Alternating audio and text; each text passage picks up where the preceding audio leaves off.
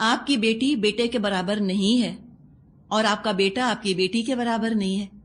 بیٹا الگ ہے، اللہ نے اس کی فطرت الگ بنائی ہے. بیٹی الگ ہے، اللہ نے اس کی فطرت الگ بنائی ہے. بہترین ماں تو وہ ہوتی ہے جو کہ مرد کے اندر جو خوبیاں ہیں، جو اس کو اپنے بیٹے میں خوبیاں نظر آ رہی ہیں، ان خوبیوں کو اجاگر کرے. تحفظ کا اس کو احساس دے کے دیکھو تم کو حفاظت کرنی ہے کل اپنی بیوی کی، تمہیں ذمہ داری اٹھانی ہے کل ہماری جب ہم بوڑھے ہوں گے.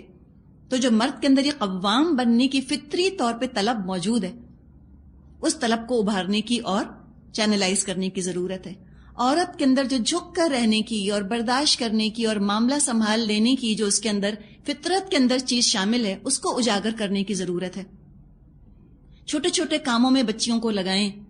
اس کا مطلب یہ نہیں کہ بیٹوں سے کہیں کہ تم جو ہے وہ صوفے پر بیٹھے رہو اور بہنیں تمہارے آگے پیچھے سرو کرتی رہیں.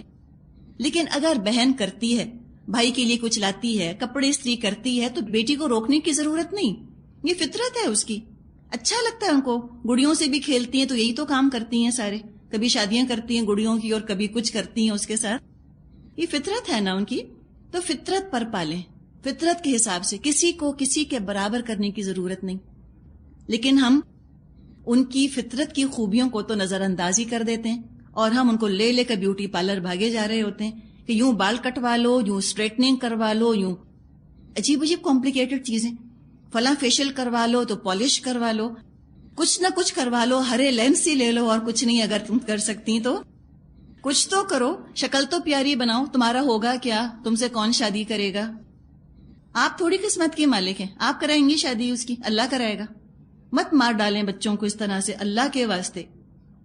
مصیبت کر دیتے ہیں ہم اپنی بیٹیوں کی. 17-18 سال کی ہوئی نہیں کہ ہماری ہوائیاں اڑنی شروع ہو جاتی ہیں، اور پیاری نہیں ہے تو لگتا ہے کہ بس قیامت ہی آ گئی جیسے.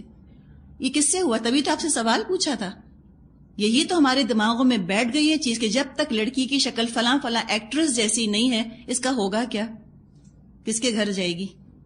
ایک اور تصور کیا دیا ہے فلموں نے کہ جب تک دیوانوں کی طرح محبت نہ ہو آپس میں، شادی کرنا بیکار ہے. محبت اپنی جگہ پھر ایک جذبہ ہے. جیسے خوبصورتی اچھی لگتی ہے ویسے محبت بھی اچھی لگتی ہے، لیکن ہر ایک سے محبت نہیں ہو سکتی. اس کو بنیاد بنا لینا کہ جب تک میڈلی ان لو تو برا نہیں لگتا، اور دیوانوں کی طرح محبت آپ کو برا لگا. پاگلوں کی طرح محبت کرنا، میڈلی ان لو کا ترجمہ ہی تو کیا ہے آپ کے لیے، اور کیا کیا ہے. سوچا کہ جب تک میڈلی ان لو نہ ہو شادی کرنا بیکار ہے. یہ ایک اور حماقت کی بات ہے. بالکل شادی صرف مزے کے لیے نہیں ہوتی، اور یہی چونکہ سوچ لیا کہ بغیر محبت کے تو شادی بیکار ہے. اب جس کو دیکھو وہ کھڑا ہے، لڑکا ہو یا لڑکی، کہ لو ہم تو فلاں کو جانتے نہیں، جب تک ہم اس سے بات چیت نہیں کریں گے ہم نہیں شادی کر سکتے. ایک آدھ دفعہ کا بات چیت کرنا قابل قبول ہے، لیکن اس کو رواج بنا لینا. منگنی بھی ہو گئی تو گھنٹوں گھنٹوں ٹیلی فون پر باتیں کر رہی ہیں. رات رات بھر اماں نے فون کمرے میں رکھ دیا اور بیٹیاں جو ہیں وہ باتیں کر رہی ہیں، یا بیٹا جو ہے وہ منگیتر سے باتیں کر رہا ہے، اور اس کو نہ ہم نے برا سمجھا نہ بے حیائی سمجھا. کہتی ہیں ہاں جی انڈرسٹینڈنگ ہو رہی ہے ان کی. یہ انڈرسٹینڈنگ ہمارا خیال ہے. ویسٹ میں آپ دیکھیں وہ ٹیلی فون تو رہنے دیں ایک طرف، وہ 8-8 10-10 سال ساتھ رہتے ہیں، لیونگ ٹوگیدر. کہتے ہیں we want to know each other. پہلے ہم ساتھ رہیں گے، ہم میاں بیوی نہیں بنیں گے، نکاح نہیں کریں گے، لیکن رہیں گے میاں بیوی کی طرح. جب ہم اچھی طرح جان لیں گے ایک دوسرے کو تب ہم نکاح کریں گے. ٹھیک ہے 8 سال جان لیا ایک دوسرے کو، نکاح کیا، 2 مہینے بعد طلاق ہو جاتی ہے.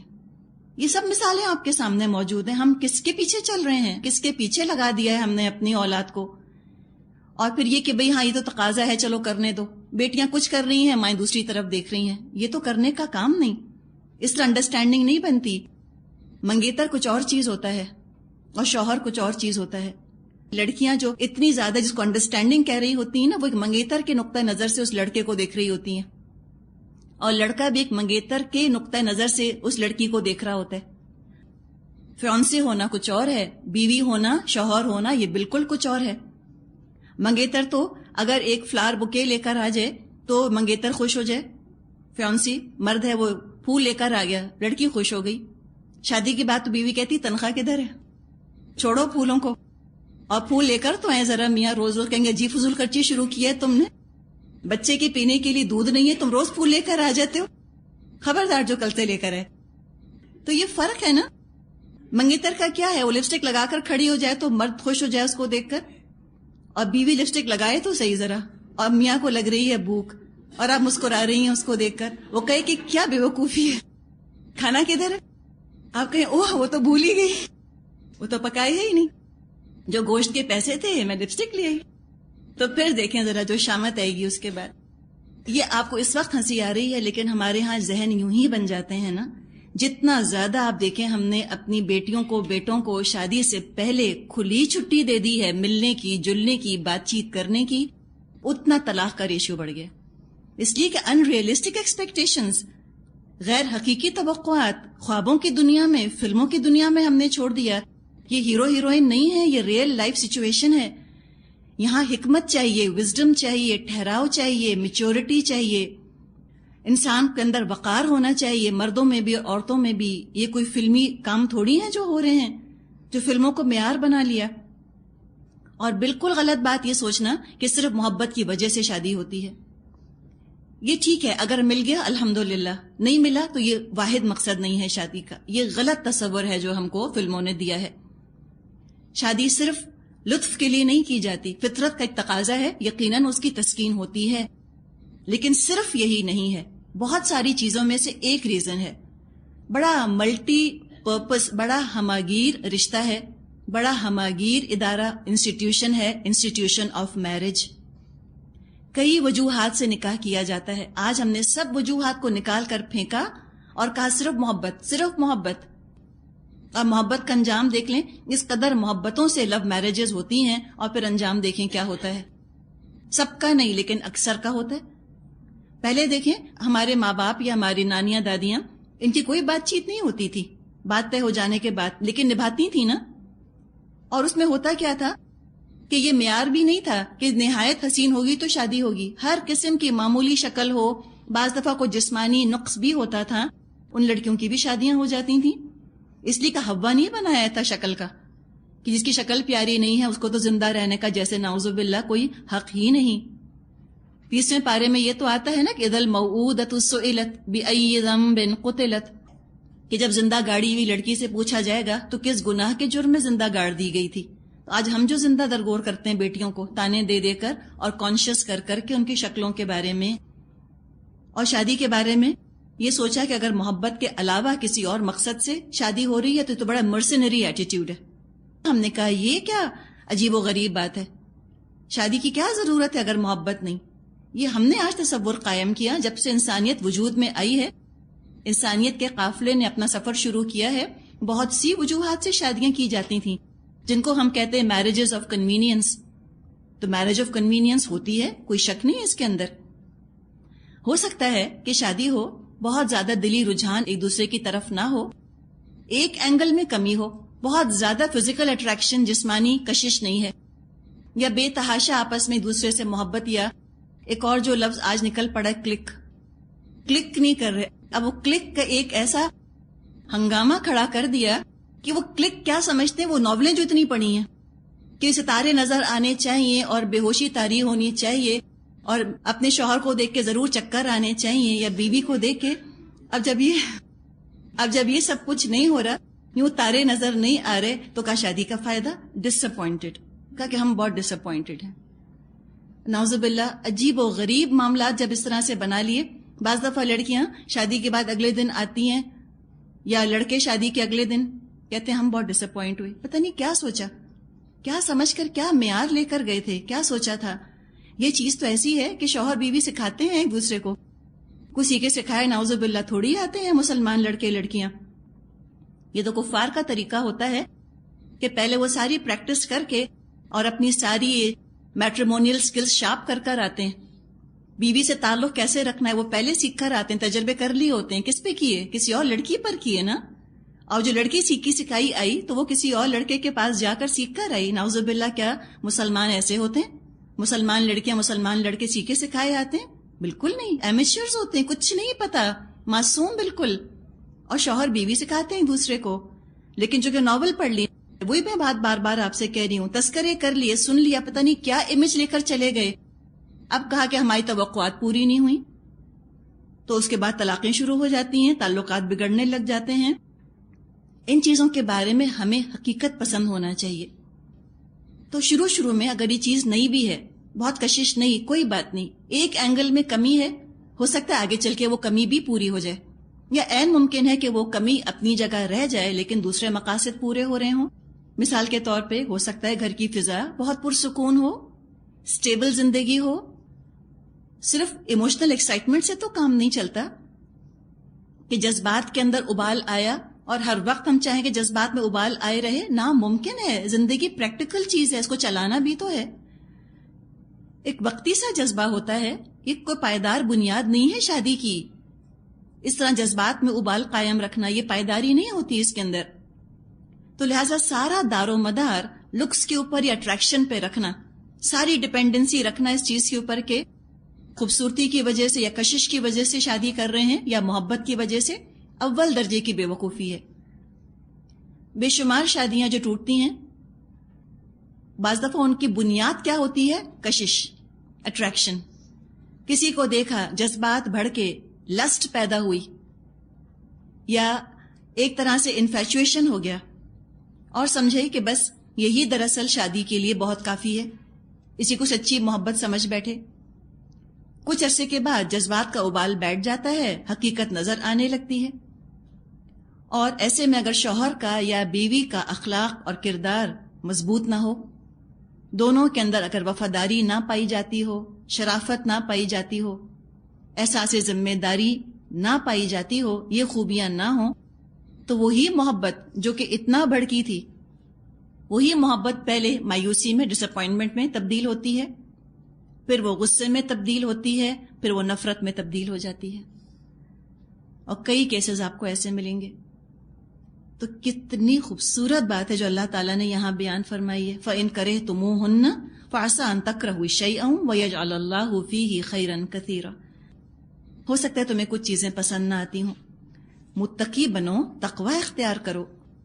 تو ہو سکتا ہے کچھ چیزیں ایسی ہوں جو بیوی کو شوہر کی یا شوہر کو بیوی کی پسند نہ ہوں، لیکن ذرا انسان شادی کو وقت دے، مختلف اینگل سے، مختلف پہلوؤں سے اس کا جائزہ لے، صبر کرے، ضرور اس کو اپنے اسپاؤس کی، اپنے جوڑے کی خوبیاں بھی نظر آ جائیں گی.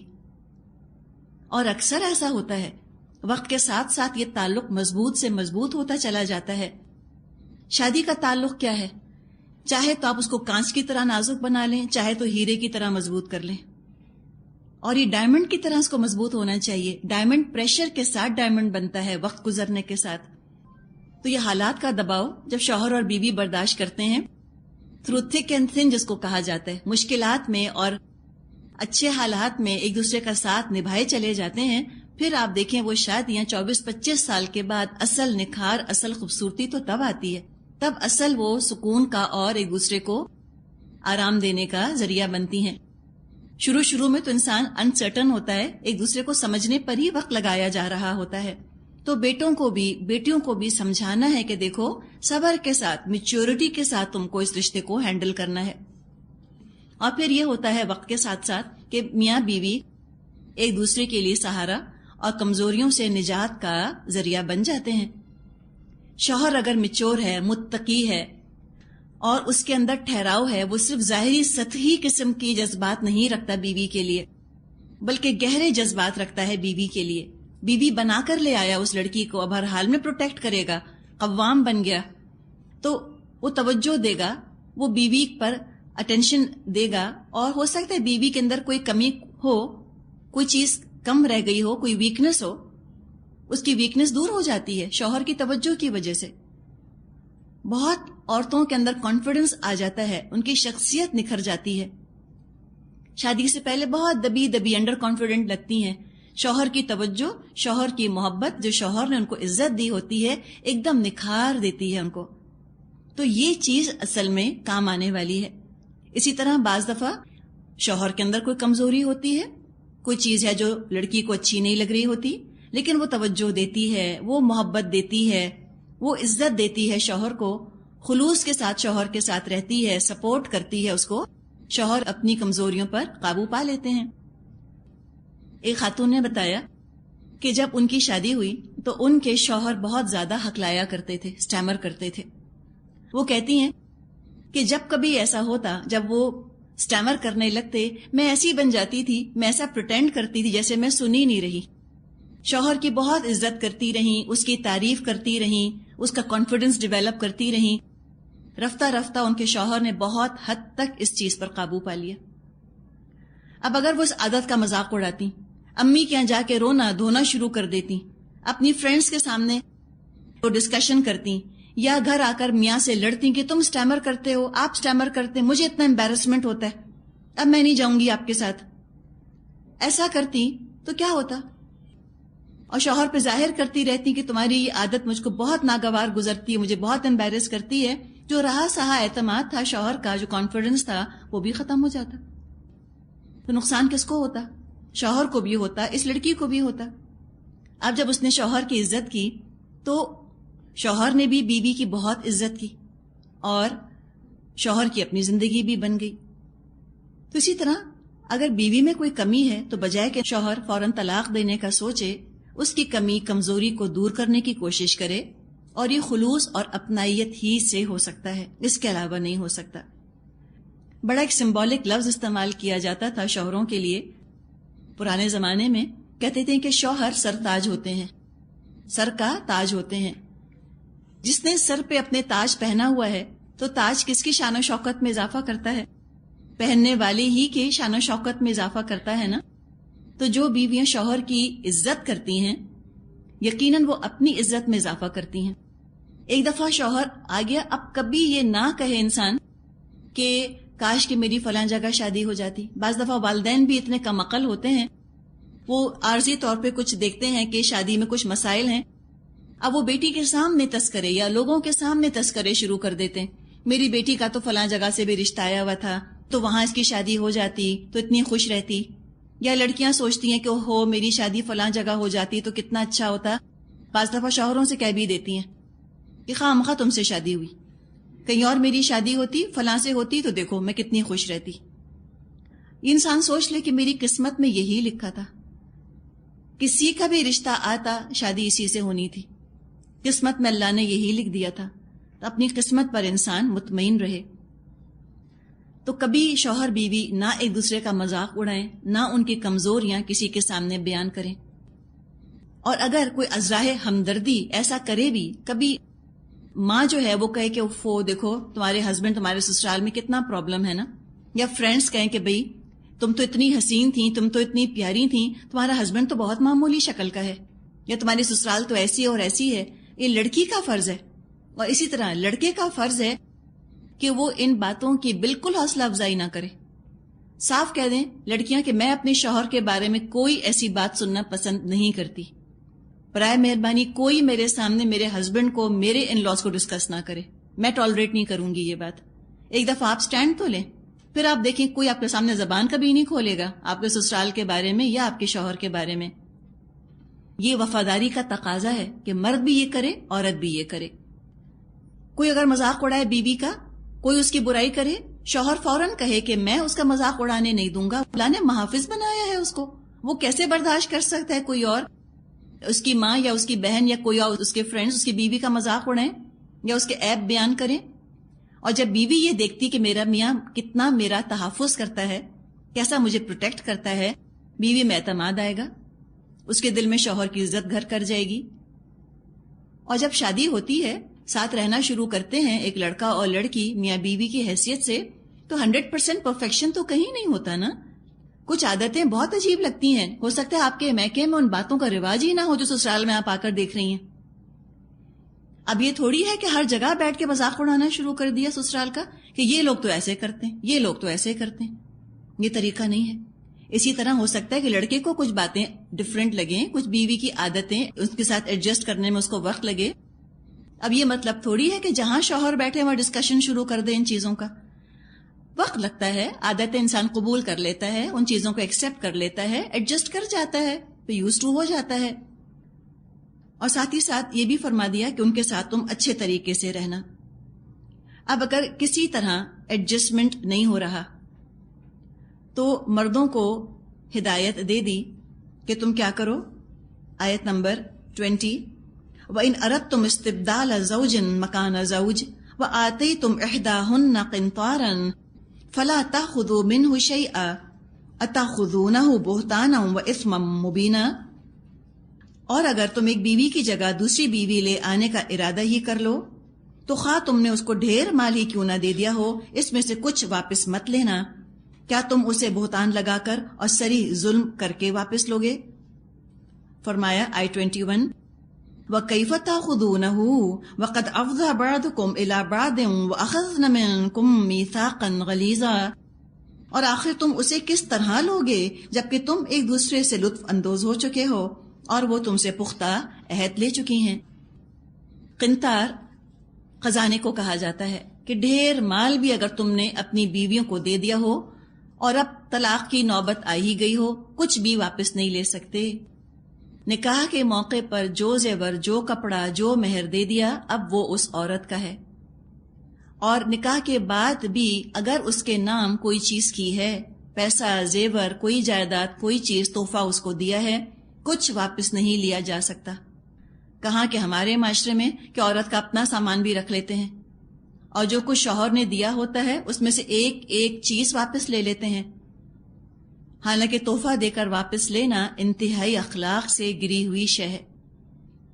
مسلم میں ابن عباس رضی اللہ عنہ سے روایت ہے، نبی اکرم صلی اللہ علیہ وسلم نے فرمایا، وہ شخص جو ہبہ دے کر لوٹاتا ہے، یعنی تحفہ دینے کے بعد واپس لے لیتا ہے، جیسے آپ دیکھیں شادی ہوتی ہے تو لڑکے کی مائیں وہ بھی اپنی ہونے والی بہو کو تحفہ دیتی ہیں نا، جس کا نام ہم نے بری رکھا ہوا ہے۔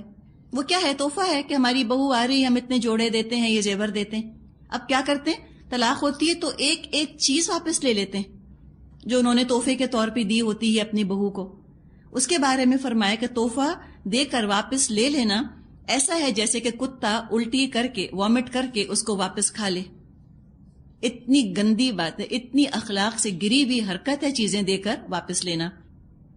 تو مردوں کی غیرت کو مخاطب کیا کہ چند پیسوں کے لیے تم بے قصور معصوم بیوی پر کیا بہتان لگاؤ گے فحاشی کا؟ کیا تم ایسے پیسے کے پجاری ہو گئے ہو؟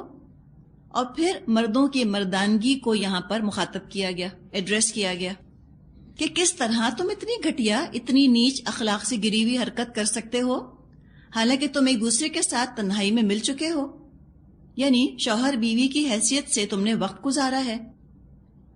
افضا کا لفظ فضا سے ہے، فضا کھلی وسیع جگہ، بے فکری کی جگہ، اور افضا کے معنی کسی کو اپنے قابو میں لے لینے کے بھی ہوتے ہیں۔ تو دیکھیں قرآن بہت اشاروں کنایوں میں بات کرتا ہے نا، بہت سلیقے سے ڈھک چھپ کے بات کرتا ہے کہ جن لوگوں کا مسئلہ ہے وہ سمجھ جائیں کہ کیا بات کہی جا رہی ہے۔ نکاح کا رشتہ کوئی عام بزنس کانٹریکٹ کی طرح تو نہیں ہے، اللہ کے نام پر لوگوں کو گواہ بنا کر یہ رشتہ قائم کیا جاتا ہے۔ نیت زندگی بھر ساتھ نبھانے کی ہوتی ہے، انسانی جذبات کا، احساسات کا معاملہ ہے، کچے دھاگے سے تو تعلق یہ بندھا ہوا نہیں ہے۔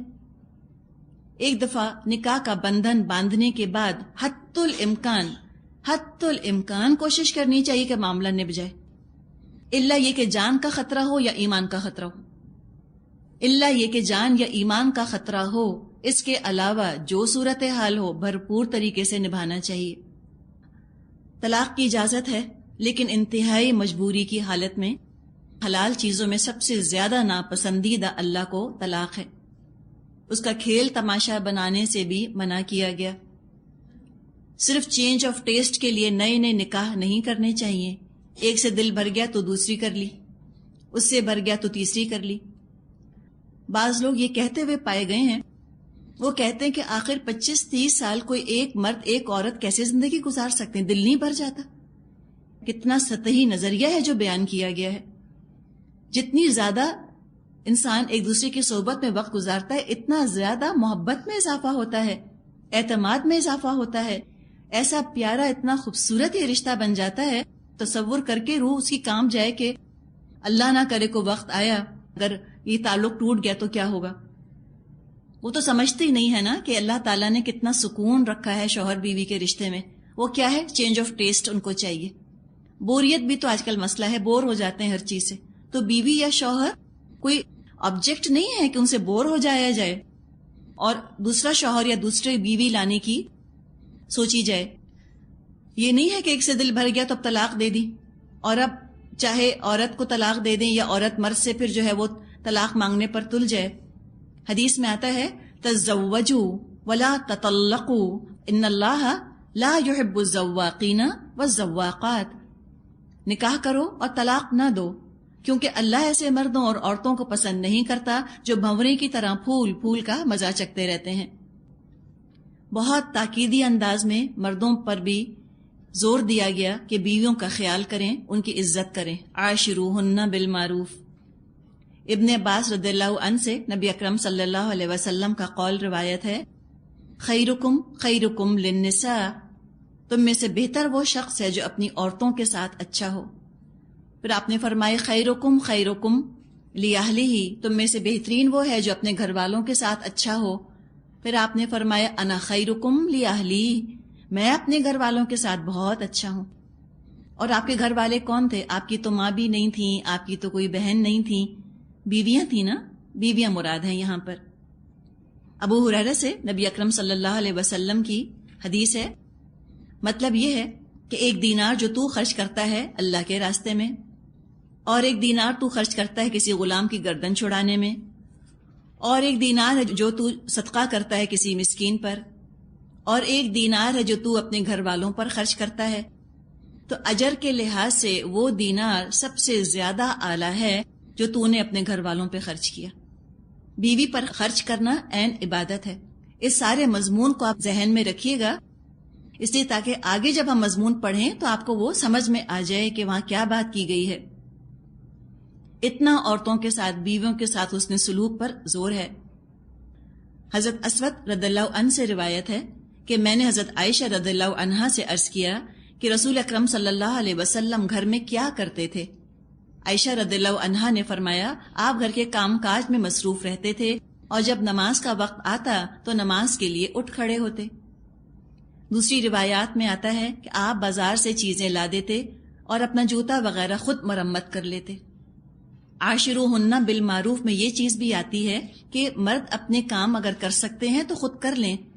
یہ طریقہ نہیں ہے کہ آئے اور چیزیں اٹھا کر جو ہے وہ پھینک دیں اور ناراض ہوئے اور ڈانٹا بیوی کو کہ کیوں نہیں آخر میری شرٹ کے اندر بٹن لگا ہوا، کیوں نہیں استری ہوئی بھی۔ یہ تحکمانہ ڈکٹیٹرشپ والا انداز یہ نبی اکرم صلی اللہ علیہ وسلم کا نہیں تھا۔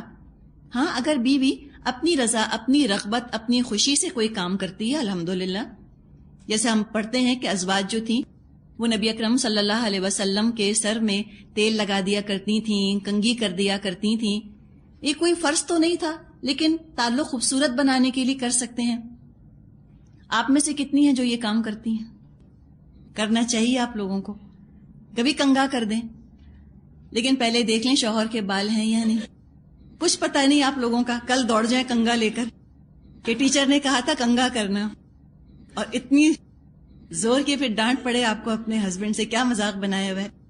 تو بہرحال یہ چیزیں ہیں، یہ چاشنی پیدا کرتی ہیں۔ کہیں نکاح کے کانٹریکٹ میں لکھا ہوا نہیں کہ شوہر نے کہا کہ میرا جوتا پالش کر دو، آپ جھٹ نکاح نامہ نکال کر لے آئی، بتاؤ کہاں لکھا ہے اس کے اندر۔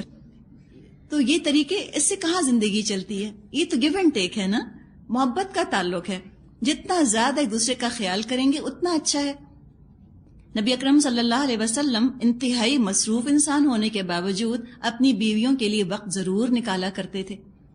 غیر معمولی کاموں کے لیے ہم سمجھتے ہیں کہ جو غیر معمولی کام کرتے ہیں ان کے لیے معمولی کاموں کا وقت نہیں نکلتا، جو ایکسٹرا آرڈینری کام کرتے ہیں وہ روٹین کام نہیں کر سکتے۔ غلط بات۔ نبی اکرم صلی اللہ علیہ وسلم سے بڑھ کر ایکسٹرا آرڈینری کام کس نے کیا ہوگا؟ اس کا مطلب یہ نہیں کہ آپ تعلق نہ نبھائیں لوگوں سے، یا آپ معمولی کام نہ کریں۔ جوتا تک آپ خود مرمت کر لیا کرتے تھے۔ اپنی بیویوں کی تعلیم و تربیت کا آپ خیال رکھا کرتے تھے۔ انتہائی خوش مزاجی سے ان سے آپ پیش آیا کرتے تھے، ان کو آپ توجہ دیتے تھے، وہ نگلیکٹڈ فیل نہ کریں۔ اور بیوی کو خوش کرنے کے لیے ضروری ہے کہ بیوی کے گھر والوں کا خیال کیا جائے، ان کی عزت کی جائے۔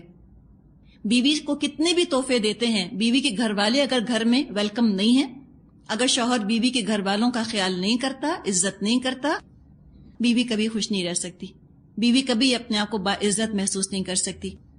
نبی اکرم صلی اللہ علیہ وسلم نہ صرف بیویوں سے محبت کرتے تھے، ان کی عزت کیا کرتے تھے اور ان کے گھر والوں کی عزت کیا کرتے تھے۔ ایک دفعہ کوئی بات حضرت عائشہ نے پوچھی، جواب میں نبی اکرم صلی اللہ علیہ وسلم نے فرمایا، اے میرے صدیق کی بیٹی. کتنا پیارا انداز ہے نا. حضرت عائشہ کو ان کے والد کا حوالہ دیا اور ان کے والد کا نام اتنی عزت سے لیا. تو جب شوہر بیویوں کے سامنے بیویوں کے گھر والوں کا ذکر عزت کے ساتھ اور لحاظ کے ساتھ کرتے ہیں، بیویوں کا دل اتنا بڑا ہو جاتا ہے، اتنی وہ خوش ہو جاتی ہیں. یہ سب چیزیں عاشروہن بالمعروف کے اندر ہیں. آپ ہنسی مذاق کر لیا کرتے تھے. چھوٹے چھوٹے واقعات آپ کو ملیں گے جس سے آپ کو پتا چلے گا کہ نبی اکرم صلی اللہ علیہ وسلم کی ازواجی زندگی کتنی اچھی تھی، کس قدر خوشگوار تھی. ایک حدیث آتی ہے، واقعہ ہے یہ، حضرت عائشہ ذکر فرماتی ہیں، صحیح مسلم میں ہے، کہتی ہیں کہ ایک رات نبی اکرم صلی اللہ علیہ وسلم میرے ہاں تھے. آپ نے کروٹ لی اور چادر نکالی اور جوتی نکال کر اپنے پاؤں کے آگے رکھی اور چادر کا کنارہ اپنے بچھونے پر بچھایا اور لیٹ رہے. یہ سب کام آپ نے کیا اور پھر آپ لیٹ گئے اور تھوڑی دیر اس خیال سے ٹھہرے رہے اور گمان کیا کہ میں سو گئی. پھر آہستہ سے اٹھے. سب ان چیزوں کے اندر الفاظ آتے ہیں کہ بہت آہستہ آہستہ، بہت آرام آرام سے، رویدن، آہستہ سے آپ اٹھے. یہ نہیں کہ بس آپ اٹھ گئے تو لائٹ آن کر دی اور کھٹر بٹر شروع کر دی اور کوئی فکر نہیں کہ بیوی سو رہی ہے، وہ ڈسٹرب ہوگی. لحاظ نہیں کرتے نا باز، اور سمجھتے کہ عین اسلامی ہے. بالکل غلط، سنت نہیں پڑھی، ان کو نہیں پتا کہ بیوی کو اس طرح ڈسٹرب کرنا یہ عین غیر اسلامی چیز ہے. نبی اکرم صلی اللہ علیہ وسلم کا دیکھیں، پہلے آرام سے لیٹے رہے، وہی سمجھے کہ حضرت عائشہ سو گئیں. اسے یہ بھی پتا چلا کہ آپ عالم الغیب نہیں تھے، ورنہ آپ کو گمان کیوں ہوتا کہ سو گئیں. اور وہ نہیں سوئی تھیں، وہ جاگ رہی تھیں، سب پتا تھا، سب دیکھ رہی تھیں کیا ہو رہا ہے. پھر کہتی، پھر آہستہ سے اپنی چادر لی، رویدن، آہستہ آہستہ سے جوتی پہنی اور آہستہ سے دروازہ کھولا اور آہستہ سے نکلے، پھر آہستہ سے بند کر دیا. اتنی خوبصورت بات ہے. آپ دیکھیں کتنا بیوی کے آرام کا خیال ہے. یہ نہیں پوچھتے تھے کہ کیا ہوتا رہا سارا دن، کیا کرتی رہی، یہ انداز نہیں تھا. یا تھکنی کون سی ہے تم کو جب سونا ہے، ڈسٹرب بھی ہو گئی تو کیا ہوا، یہ طریقہ نہیں تھا. یہ بے عزتی نہیں کیا کرتے تھے بیویوں کی. تو کہتے ہیں آہستہ سے دروازہ بند کر دیا. کہتی ہے میں نے بھی اپنی چادر سنبھالی، سر پر اوڑی، گھونگھٹ مارا، تہمت پہنا اور آپ کے پیچھے چل پڑی، یہاں تک کہ آپ بقیع پہنچے اور دیر تک کھڑے رہے. پھر دونوں ہاتھ اٹھائے 3 بار اور پھر لوٹے. نبی اکرم صلی اللہ علیہ وسلم لوٹے اور میں بھی لوٹی، اور جلدی چلے، میں بھی جلدی چلی. وہ دوڑے اور میں بھی دوڑی، اور گھر آ گئے اور میں بھی گھر آ گئی، مگر آپ سے آگے آئی اور گھر آتے ہی لیٹ گئی. کیا پریٹینڈ کرنا چاہا کہ میں تو سو رہی ہوں. آئی اور آ کر لیٹ گئی. آپ جب گھر آئے تو فرمایا، اے عائشہ کیا ہوا تجھ کو، تیرا سانس پھول رہا ہے اور تیرا پیٹ پھولا ہوا ہے. میں نے عرض کیا کچھ نہیں. آپ نے فرمایا تو بتا دے، نہیں تو وہ باریک بین خبردار یعنی اللہ تعالیٰ مجھ کو خبر دے دے گا. میں نے عرض کیا میرے ماں باپ آپ پر فدا ہوں، میں نے آپ کو خبر دی، یعنی میں نے بتا دیا کہ ہاں ٹھیک ہے میں تھی آگے آگے. تو آپ نے فرمایا وہ کالا کالا میرے آگے تھا، کیا وہ تو تھی؟ میں نے کہا جی ہاں. تو آپ نے میرے سینے پر گھونسا مارا. کیسے مارا؟ زخمی کرنے کو نہیں. اب آپ کہیں گے دیکھا یہ ہے نا یہاں پہ ظلم، نعوذ باللہ. نہیں، ایسے جیسے پلے فلی شوہر بیوی دوسرے کو کرتے ہیں. تو کہتی یہ محبت تھی، مجھے درد ہوا. فرمایا تو نے خیال کیا اللہ اور اس کا رسول تیرا حق دبا لے گا، اسی لیے پیچھا کیا تھا. سوچا انہوں نے کہ آخر آدھی رات کو جا کے دھر رہے ہیں، میں بھی تو دیکھوں. تو یہ کہا نبی اکرم صلی اللہ علیہ وسلم نے کہ تو نے یہ خیال کیا کہ اللہ اس کا رسول تیرا حق دبا لے گا، یعنی تمہاری باری میں کسی اور بیوی کے پاس چلا جاؤں گا. تب میں نے کہا جب لوگ کوئی چیز چھپاتے ہیں تو اللہ تو جانتا ہے. یہ دیکھیں ڈور میٹس نہیں تھیں، کیسے انہوں نے کہا کہ اگر آپ یوں کرتے تو اللہ دیکھتا آپ کو. بیوی تھی نا، بیوی والا ایک ناز ہوتا ہے. بیوی جس طرح شوہر سے ناز کرتی ہے کسی اور سے تو اتنا نہیں کرتی. تو نبی اکرم صلی اللہ علیہ وسلم نے پھر اس کے آگے کچھ چیزیں بیان فرمائی. اس ایک اور روایت میں یہ آتا ہے کہ جواب حضرت عائشہ نے یہ دیا کہ مجھ جیسی بیوی آپ جیسے شوہر کے بارے میں تو ڈرتی ہی رہتی ہے. اتنی پیاری بات ہے نا اس میں بھی کہ میں تو اتنی معمولی ہوں اور آپ اتنے اعلیٰ ہیں. آپ اتنے اعلیٰ ہیں، میں اتنی معمولی ہوں، تو مجھ کو تو آپ کے بارے میں ڈر لگا رہتا ہے کہیں آپ کو کوئی اور مجھ سے زیادہ اچھی نہ لگنے لگ جائے. تو یہ آپ دیکھیں یہ طریقے تھے، اس طرح سے آپ ان کے ساتھ رہا کرتے تھے. فرمایا آیت 22 وَلَا تَنْكِحُوا مَا نَكَحَ آبَاؤُكُم مِّنَ النِّسَاءِ إِلَّا مَا قَدْ سَلَفَ، اور جن عورتوں سے تمہارے باپ نکاح کر چکے ہوں ان سے ہرگز نکاح نہ کرو مگر جو پہلے ہو چکا سو ہو چکا۔